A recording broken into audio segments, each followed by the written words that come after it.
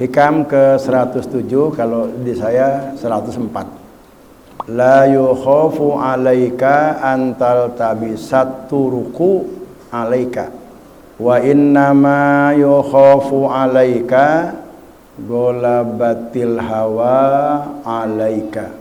Artinya la yukhafu, tidak dikhawatirkan, alaika, atas kamu, antal tabisa, tersesat, at-turuku alaika, dalam menempuh jalan kehambaan. Wa inna ma yukhafu, sesungguhnya yang dikhawatirkan, alaika, atas engkau, min golabatil hawa alaika, mengalahkannya nafsu kepada kamu. Nah, dulu lagi belum ada banyak pembangunan jalan ya. Kalau sekarang makan ada Google Map, kalau kita mau pergi ke suatu tempat, nggak tahu, tinggal dibuka aja di Google Map kan, ada petunjuk jalan. Kemudian di tiap perempatan atau pertigaan di situ ada jalan menuju anu. Sudah jelas. Dulu mah belum ada tuh, lagi belum ada banyak jalan kayak sekarang. Ketika kondisi seperti dulu, tidak ada rambu-rambu jalan atau petunjuk jalan. Tidak ada mengenal map dulu mah. Kalau kita ingin ke suatu daerah yang kita belum pernah ke sana, misalkan nih anak kita, anak Pak Jaya nih, mau ke Sukabumi, dulu belum ada banyak rambu-rambu seperti sekarang. Bisa naik motor. Nah, kemudian Pak Jaya ngasih alamat berangkatlah dia. Itu ada kekhawatiran seorang tua itu kepada anaknya untuk menuju kakek misalkan di Sukabumi itu. Takut nanti salah jalan karena rambu-rambunya tidak ada. Tapi kalau sekarang ini kan rambu-rambunya itu udah jelas. Ada ini mau ke Ciawi, mau ke Bogor, mau ke Purwakarta, mau ke Bandung. Tinggal kita baca aja gitu. Kalau nggak jelas, bawa Google Map. Sehingga kita nggak perlu khawatir lagi mau kemana, karena petunjuk-petunjuk jalan itu sudah jelas. Ini ibarat dalam perjalanan kita di dunia. Zaman sekarang ini udah jelas. Begitu juga di dalam kita berjalan menelusuri perjalanan agama yang setiap hari kita lalui. Jalan-jalan agama yang setiap hari kita lalui itu disebutnya turukul ubudiyah, jalan-jalan kehambaan yang mengantarkan orang itu menuju keridhaan Allah. Nah, kata Allah itu sebenarnya tidak dikhawatirkan kepada kamu. Tidak dikhawatirkan apa? Tidak dikhawatirkan kamu itu akan tersesat jalan. Karena udah jelas rambu-rambu jalan itu. Kalau mau ke Allah, ketemu di sini, maka arahannya demikian. Kalau bertemu dengan ini, maka harus belok kemana. Itu sudah jelas. Gak ada yang gak jelas. Itu sudah dijelaskan, sudah diarahkan oleh Allah Subhanahu wa Ta'ala. Kalau kamu ingin sampai kepada keridhoanku, apabila kamu nanti sampai di jalan itu, maka Allah memberikan arahan begini. Itu sudah jelas dan tidak mungkin nyasar. Perjalanan kita untuk menuju Allah itu nggak mungkin nyasar karena udah jelas. Nah, tadi ini bulan Hafid,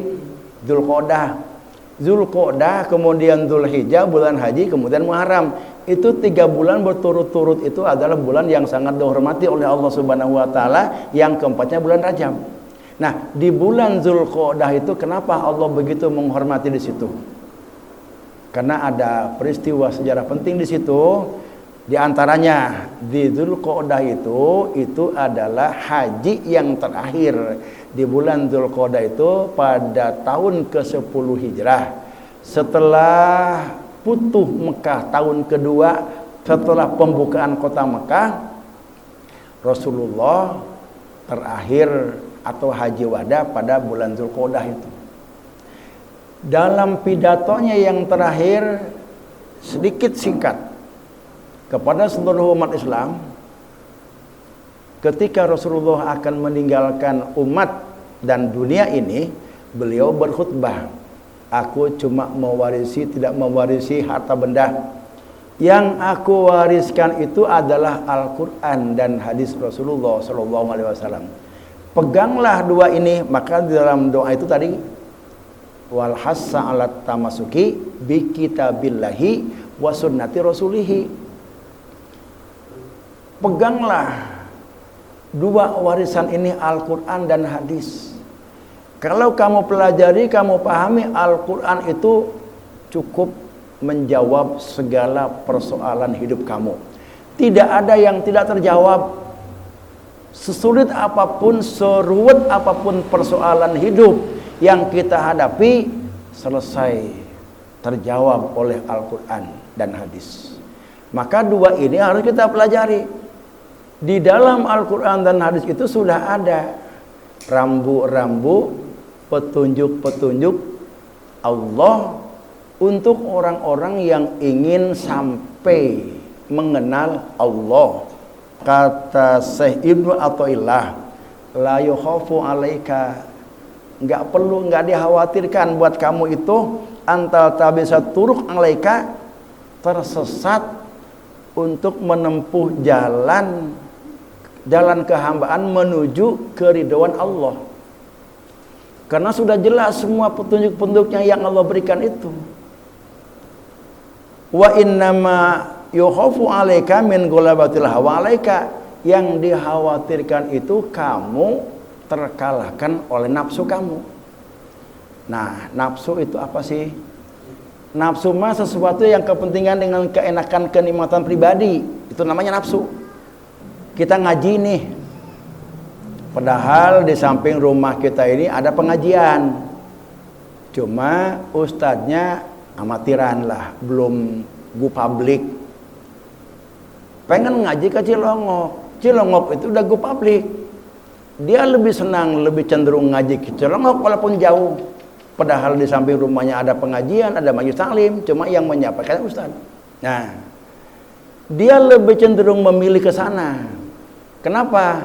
Karena ada kenikmatan dirinya di sana, itu dikenal orang banyak. Nah, kemudian juga hebat, keren gitu. Kalau ngaji di sebelah mah tetangga nggak dikenal orang. Kalau saya pakai baju, kan di sana banyak yang ngaji itu orang itu kelihatan saya pakai bajunya. Nah, itu nafsu. Begitu ngaji ke sono, dasarnya nafsu. Makanya tadi saya titipkan tuh nawaitu ta'allum wa ta'lima, yang 10 itu ngaji kemanapun dasarnya itu. Tapi kalau kita ngaji dasarnya lillahi ta'ala, mau ke ustadz kampung atau ke ustadz yang sudah go public internasional, sama aja. Karena yang dikejar bukan itunya, ilmunya itu. Kemudian kita mampu nggak untuk mengamalkan ilmunya, itu yang kita kejar itu.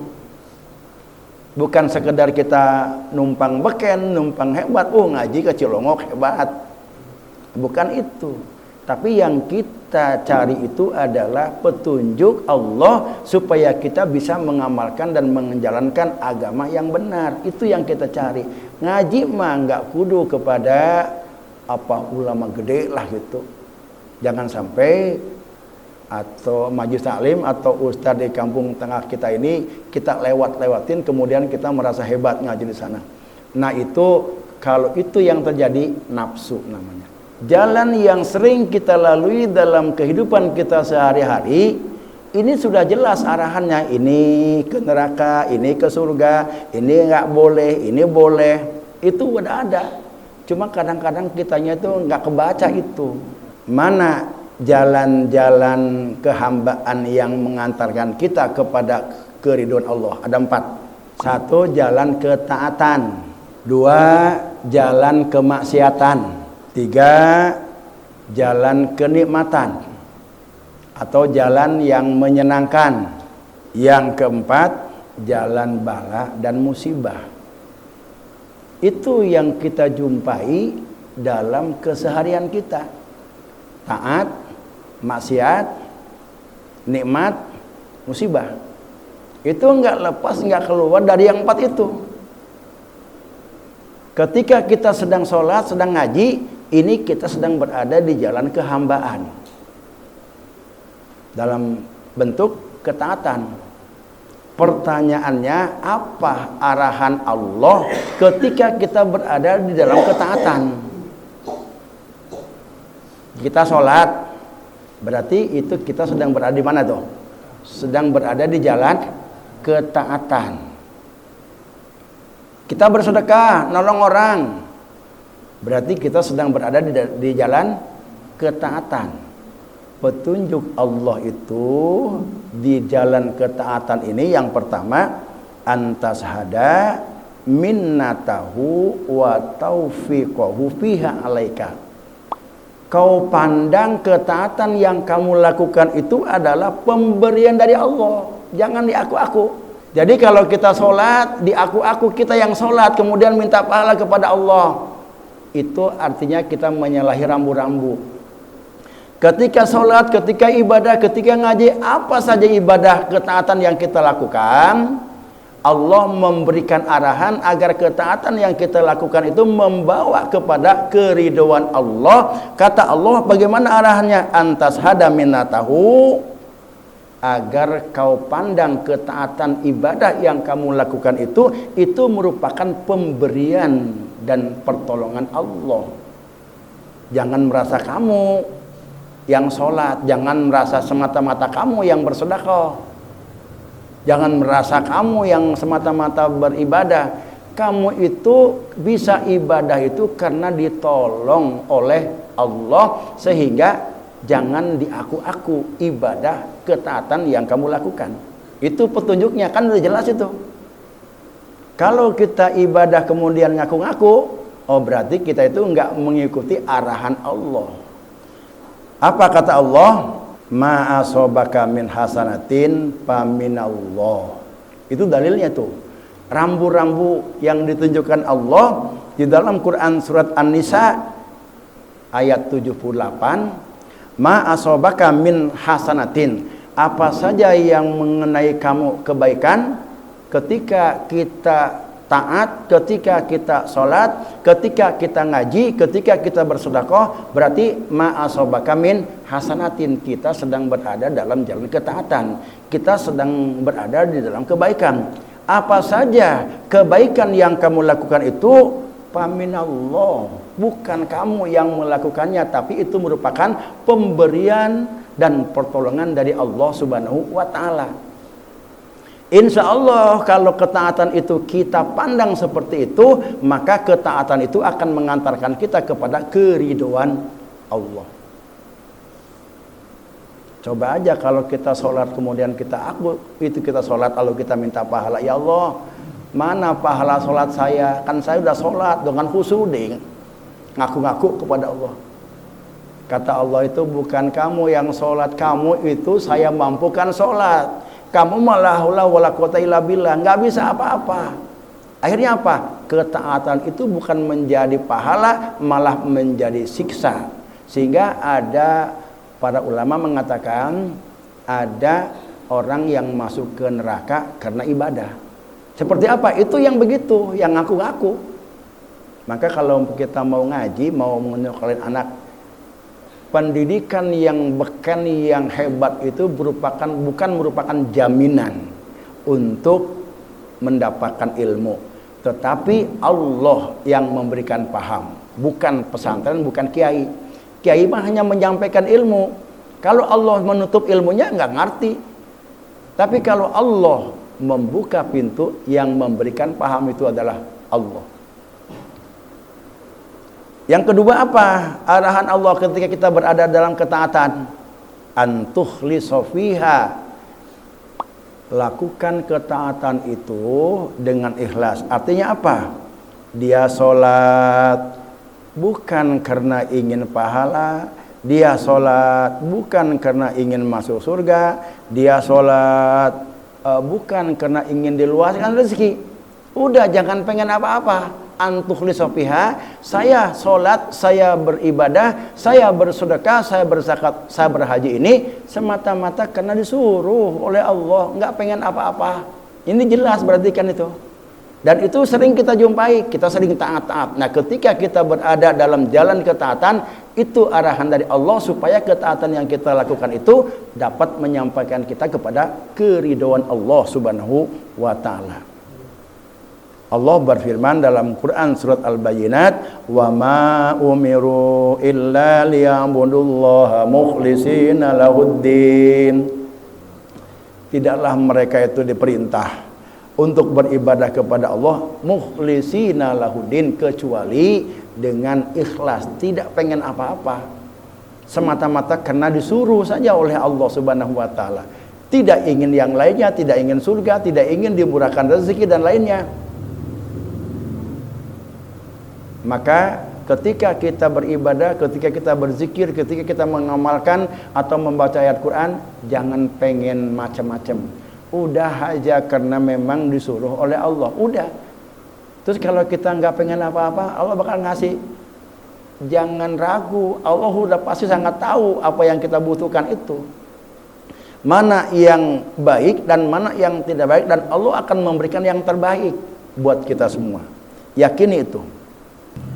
Yang kedua, ketika kita berada di dalam jalan kemaksiatan, apa dan bagaimana arahan Allah itu? Wa ma asabaka min sayyi'atin famin nafsik, kata Allah itu, keburukan, kemaksiatan apapun bentuknya yang kamu lakukan itu, wa ma asabaka min sayyi'atin famin nafsik. Akui bahwa itu adalah perbuatan kamu. Ini di dalam Quran surat An-Nisa. Surat An-Nisa ayat 79. Pada surat An-Nisa sebelumnya ayat 78. Ketika orang-orang munafik itu mengatakan ketika dia mendapatkan kebaikan minallah, ketika dia mendapatkan kerugian ini gara-gara kamu Muhammad. Ini kalau enggak kamu Muhammad ini, karena Nabi Muhammad itu mengajak bertauhid kepada Allah, ini kami dagang patung tuh nggak laku, nggak ada yang beli. Ini kena gara-gara kamu nih kami dagang sepi ini. Kata Allah itu, kullum min indillah. Semua itu dari Allah. Yang baik, yang buruk min indillah. Sesuai dengan rukun iman yang keenam apa? Antumina bil qadari khairihi wa syarrihi minallah. Kita ahli ibadah memang Allah menghendaki, kita melakukan maksiat memang Allah menghendaki. Kullum min indah, semuanya itu merupakan afal Allah. Kemudian pada ayat 79-nya turun tuh, Allah memberikan adab. Bagaimana adabnya? Walaupun Allah menjelaskan semua itu adalah min indillah, tetapi adab-adaban kita itu, kata Allah, ma'asobaka min sayatin, kalau kebaikan yang kamu lakukan dan yang menimpa kepada diri kamu, faminallah, dari Allah. Wa ma'asobaka min sayatin, kalau kejahatan yang kamu lakukan, kalau musibah yang kamu lakukan, itu famin nafsik, karena kamu. Ada banjir, karena kamu sembarangan buang sampah di mana-mana, terjadi tersumbat jalan air sehingga banjir, karena kamu. Kata Allah, famin nafsik, karena kamu. Itu yang pertama. Yang kedua, ketika kita melakukan kemaksiatan, antatuba ilallah wa tastaghfiru. Kamu sadari itu adalah kamu yang maksiat, kemudian segera taubat kepada Allah wa tastaghfiru, mohon ampun.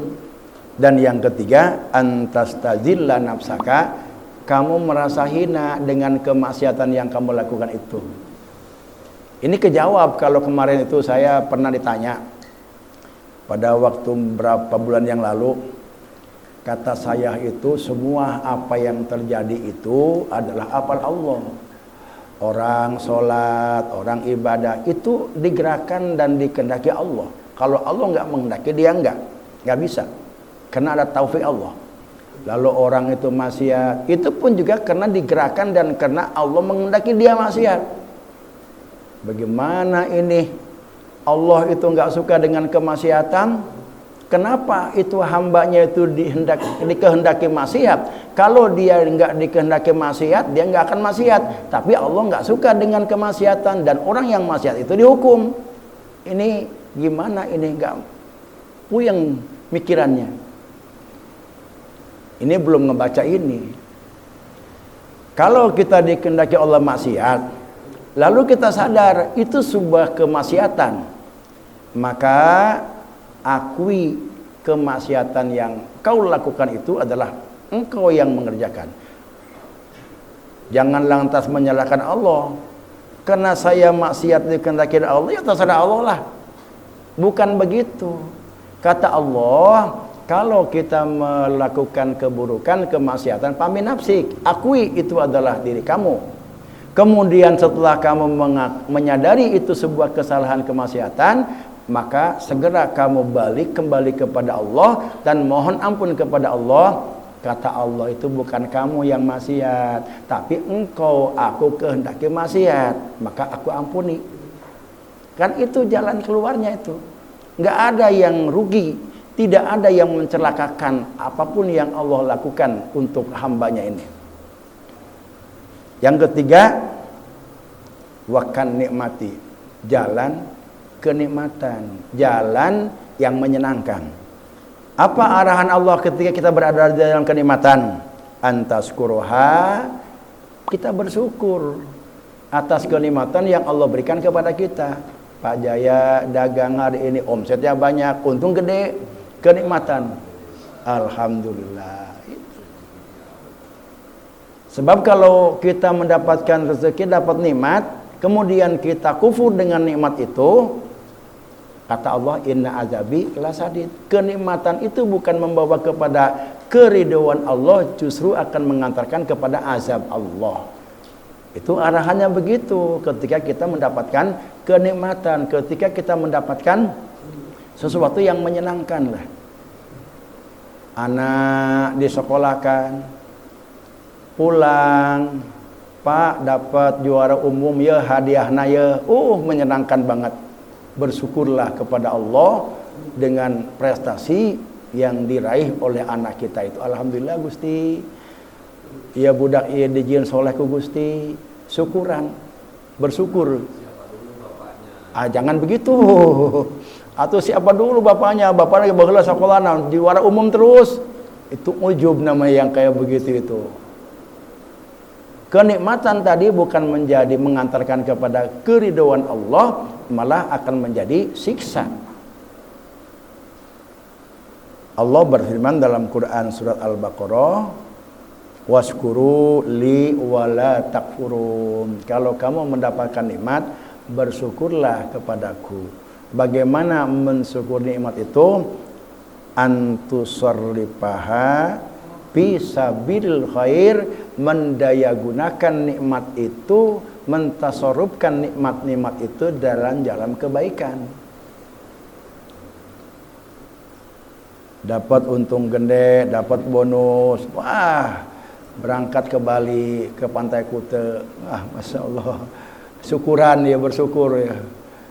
Itu syukuran yang keblinger. Kenapa? Karena Allah memberikan rezeki banyak, Allah memberikan kenikmatan, itu dipakai maksiat. Jadi enggak termasuk syukuran.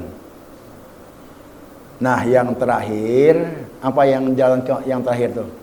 Jalan musibah atau bala. Apa arahan Allah ketika kita berada di jalan musibah itu? Arahan Allah apa? Antasbiru wa tardo. Sabar dengan musibah yang Allah turunkan kepada kita.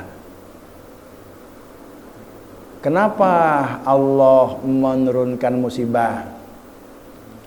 Allah menurunkan musibah itu sebenarnya Allah menghendaki kita untuk berdekatan, bermesraan dengan Allah. Kita keadaan sehat, nggak pernah kita menyebut-nyebut Allah. Tapi ketika kita sakit gigi, ya Allah, ya Allah. Tuh Allah menghendaki itu tuh. Rindu dengan rintihan kamu ketika kamu itu tidak pernah menyebut-nyebut Allah, ingat kepada Allah. Dalam keadaan sehat, dalam keadaan banyak duit, Allah berikan musibah. Sakit yang luar biasa, Allah berikan musibah. Misalkan harta bendanya habis misalkan. Disitulah dia akan dekat merintih kepada Allah. Itu yang Allah suka itu. Maka musibah yang diterima dengan penuh kesabaran, tidak mengeluh, ridho dengan itu akan menjadi penggugur dosa. Dan apabila kita diberi musibah kemudian kita lulus dari musibah itu, fa'akramahu, Allah akan mengangkat derajat. Dan orang yang sabar dengan musibah akan nanti mendapatkan tempat khusus nanti di yaumil akhir di surga, khusus untuk orang-orang yang sabar ridho atas musibah yang Allah berikan. Allah berfirman, a'udzubillahi minasyaitonirrajim, wa lanabluwannakum bisyai'in minal khaufi wal ju'i wa naqsim minal amwali wal anfusi wassamarat wa basyiris sabirin. Allah memberikan bala, memberikan ujian, memberikan musibah dengan sesuatu yang berupa ketakutan-ketakutan. Waduh, ini udah umur 50 tahun, belum punya apa-apa, anak 12. Bagaimana nanti anak saya nasibnya? Ketakutan itu, takut nggak makan. Wa naqsim minal amwal, kurang harta benda. Wal anfusi, kematian. Wasamarat, pangan tidak ada, pangan mahal. Wasamarat, buah-buahan, padi gagal panen. Kata Allah, wa basyiris sabirin. Kalau semua itu diterima, dihadapi dengan sabar, artinya tidak mengeluh. Wa basyiris sabirin, sampaikan kabar gembira untuk orang-orang yang sabar atas musibah yang Allah berikan kepada dia.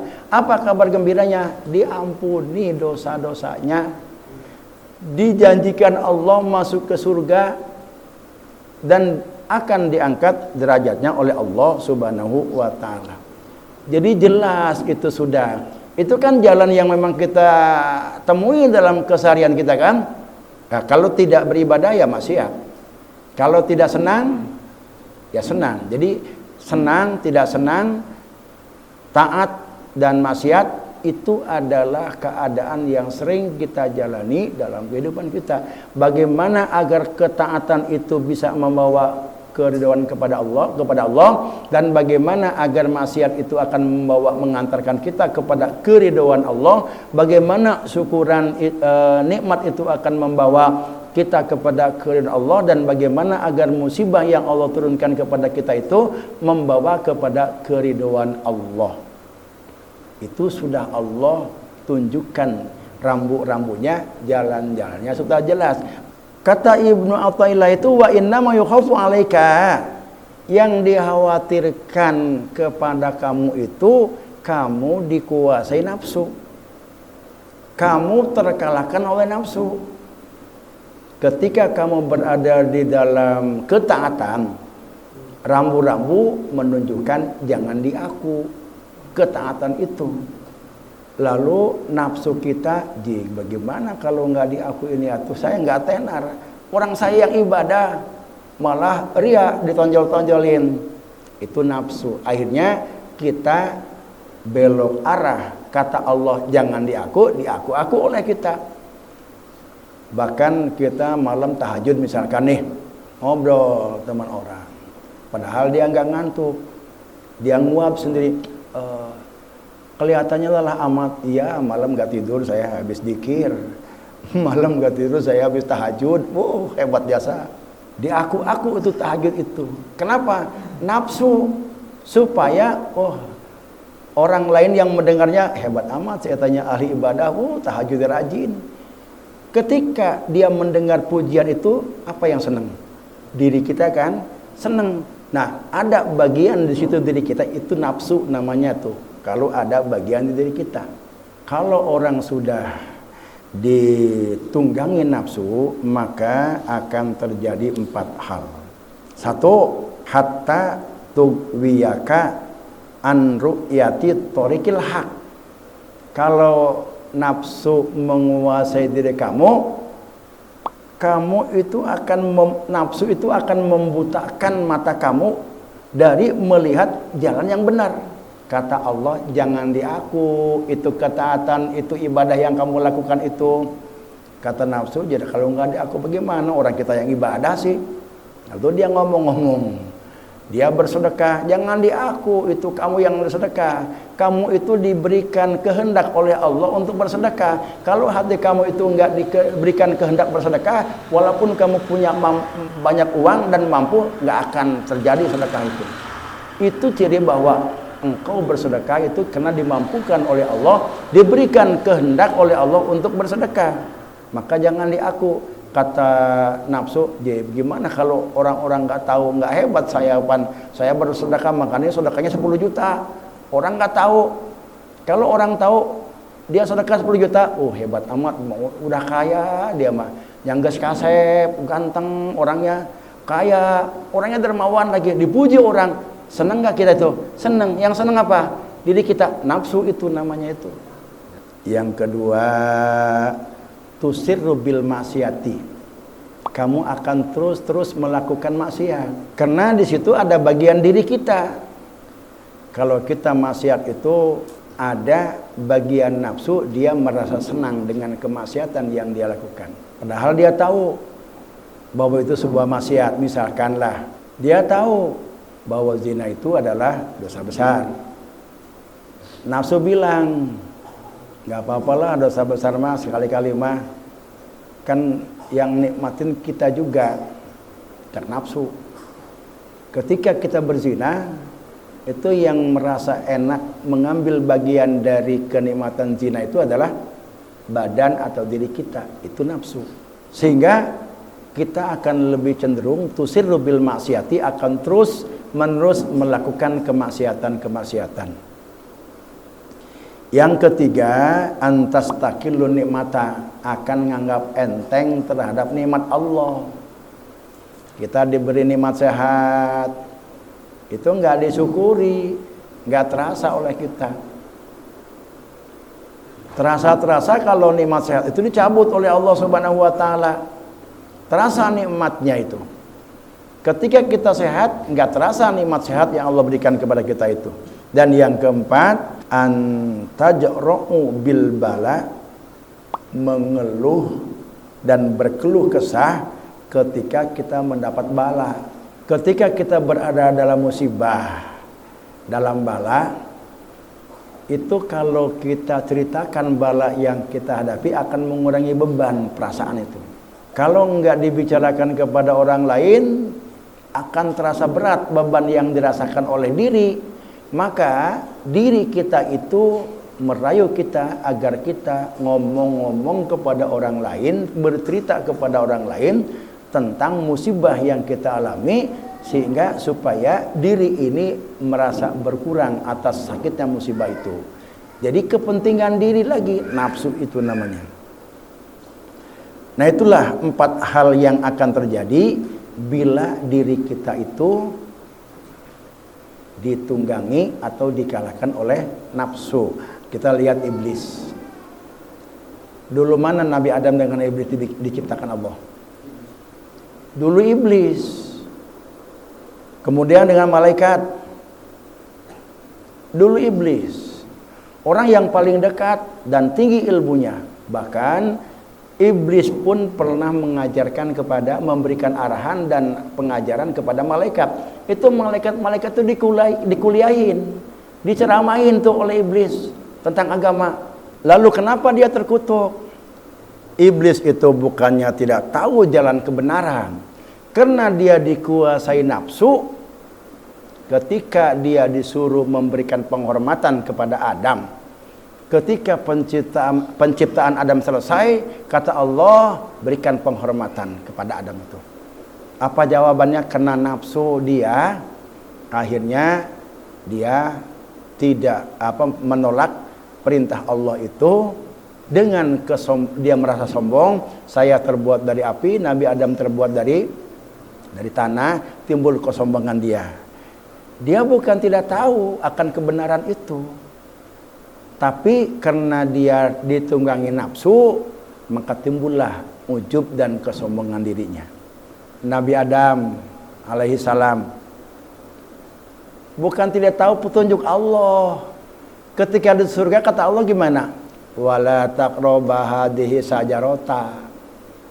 Wahai Adam, kamu boleh tinggal di surga ini, tapi wala taqraba hadhihi sajarota. Jangan kau dekati, jangan kau makan buah khuldi ini, fatakuna minaz zalimin, kamu akan termasuk orang yang zalim.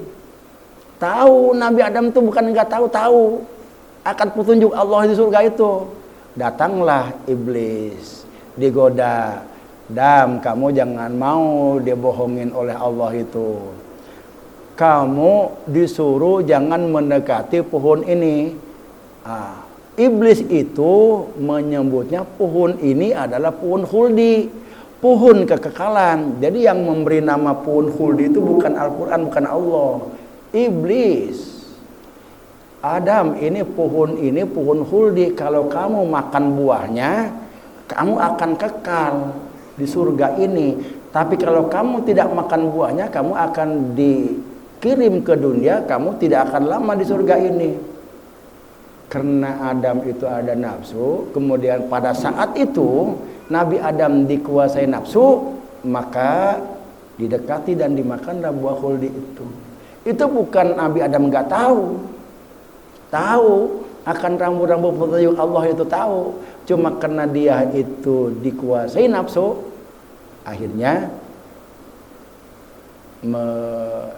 melakukan larangan Allah di surga itu. Iblis itu siapa sih iblis itu? Kata sebagian ulama, al-jinnu hum zurriyatu iblis. Jin itu anak keturunan iblis. Jadi iblis punya keturunan, anak-anak, punya mantu, punya keponakan, punya besan. Itu mantu, keponakan, besannya itu namanya jin. Lahir dari iblis. Ghairu annal mutamarrida minhu, jin yang tidak beriman kepada Allah yusamma syaitana, disebut setan. Jadi jin itu ada yang beriman, ada yang tidak beriman. Jin yang tidak beriman itu namanya setan. Setan itu selalu mengajak kepada kejahatan, sehingga dia tidak bisa dilihat dan dia berupa wujud sifat. Bisa kalau nempel ke manusia, maka manusia itu setan dari jenis manusia, ada setan dari jenis jin. Kalau dalam diri kita ini mengajak kepada kejahatan, kemaksiatan, kedosaan, hal-hal yang tidak baik, berarti pada saat itu kita menjadi setan.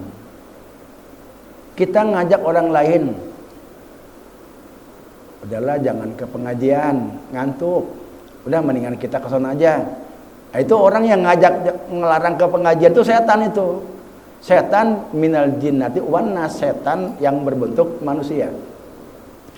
Paman amana minal jinni, kalau ada jin yang beriman, faqaddin qata'at nisbatuhu min abihi, kalau ada jin yang beriman, maka jin itu terputus nasabnya kepada iblis.